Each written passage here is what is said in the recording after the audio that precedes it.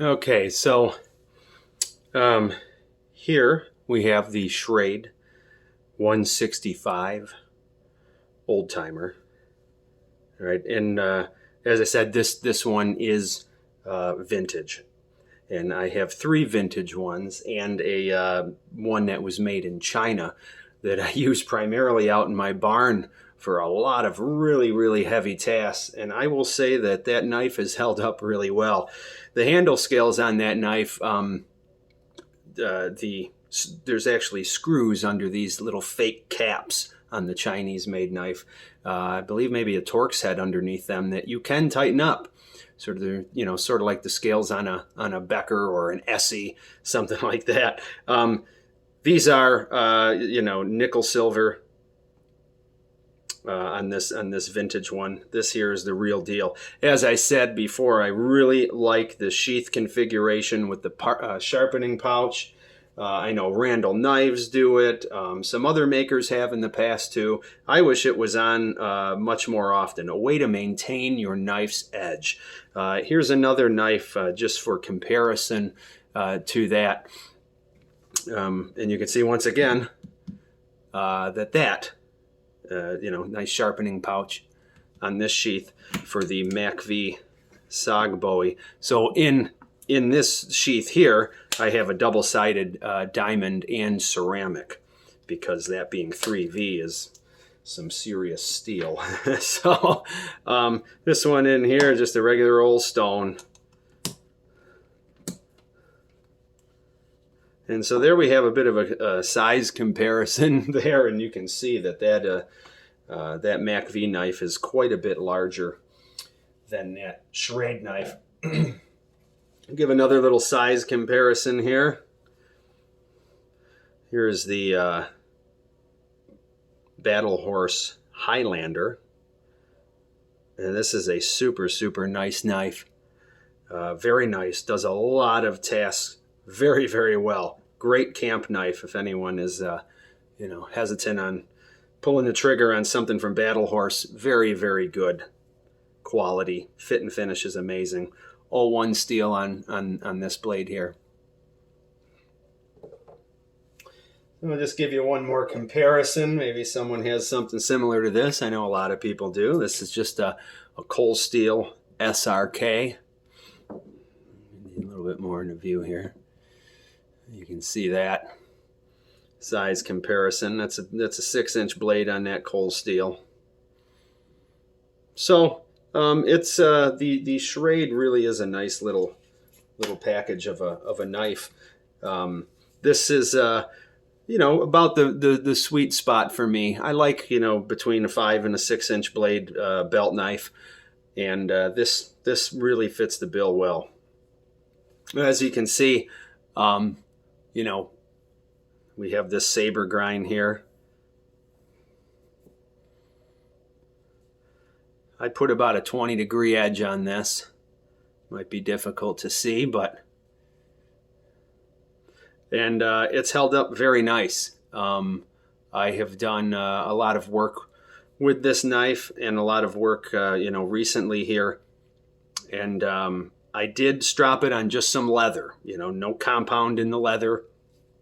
And it responded very well. It is my understanding that Schrade at the time had hardened their 1095 to between 56 and 58 for this particular, for their knives. And that to me is right in a great sweet spot. It is hard enough to be able to affect your flint and steel fire. And by flint and steel, I mean taking a piece of flint or chert, quartz, whatever type of rock is harder than this, and getting a spark off into your, char cloth or whatever tinder that you have. So it's hard enough to do that, but it's also, not so hard that it takes a lot to put an edge on it. And that's important in the field. If you're going to be out there for a long enough time, you're going to have to sharpen your knife. Or if you're going to use it a lot, you're going to have to sharpen your knife. You're going to have to be able to keep an edge on it. I know that there's a lot of these super steels and these different things out there, but once again, at some point, you'll have to sharpen it. And it's just nice knowing that if you get involved in a lot of work out in the field, you're not afraid to do it because you can bring it back to life. And the other thing is, you've got an all-encompassing kit for your knife. I would rather have the sharpening stone pouch over the ferrocerium rod any day, just because this is all together. And that's all I need, in order to maintain the knife in a sense there. So full tang construction, probably could, I can clean this up a little bit better, but whatever. This is a working knife. You can see now the split guard there. So it's not all one piece, and it is pinned right there. Might be difficult to see. My other Schrade that's a vintage is the guard did come a little loose on me through some good work that was done with the knife. But you can repin them tight as can be. You can do all that. Delrin is basically, this handle material here is basically impervious to a lot of stuff and even quite fire resistant, to my understanding. I'm not going to, try to figure that one out there. But as you can see, I mean, this is a thick, heavy-duty knife. This is no joke. And I told you about it laying flat in the hand, and you can see we either have it there, we can have it there. And whenever you pick this knife up, it always feels like it's in a good spot. And through some hard use and things like that, it is not, doesn't give you any hot spots, nothing like that on your hand or fingers. Very, very good blade. And you can tell that's got some stoutness to it. Just for an example, we can show you the Highlander here again. And you can see the comparison between the 2 points there.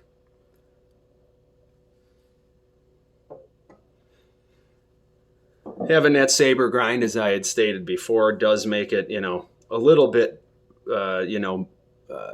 thicker behind the edge, as opposed to if this was, a full height grind, or even just a much higher saber grind. But this is good. I obviously wouldn't want any lower saber grind, or definitely not a knife that's any thicker than this. In my opinion, things start to become ridiculous in the knife community, where things are just so overly built. I think people just want pry bars rather than cutting tools, and that is essentially what you have is on the market. A lot on the market towards that. As I've stated with many of the knives that I've reviewed, if you break this knife through honest use, the knife is you got a lemon, obviously. If you're doing things with this knife and you break this knife, the knife isn't the problem. I think it's user error. Knives like this, you just got to use your head. This is going to split all that stuff for you. If you're using Pucos, anything like that, to split down your kindling and do fire prep, you will have no problem. You're not going to break this.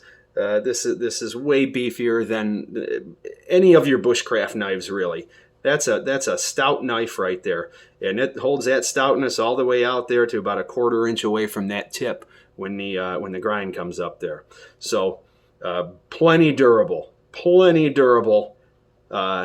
Heavy bushman's knife, in my opinion. That's a heavy woodsman's blade right there. And it is a joy to use. You get a chance to find a nice vintage one. They're out there, lots of them, and a lot of them are priced pretty well. Some of them you got to clean up more than others, but there's nothing wrong with that. And every one of these knives has a story behind it. And it's a story that I don't know. It was someone else's story, apparently. It could have been more than that person's. It could have been a few people who've owned this before me. Either way, it's great to still run this puppy. If knives could talk, I bet it would be glad that it's being taken out again into the woods, the scrub, the mountains, and the creeks. Thank you very much for watching this series on hunting knives for bushcraft. Take care.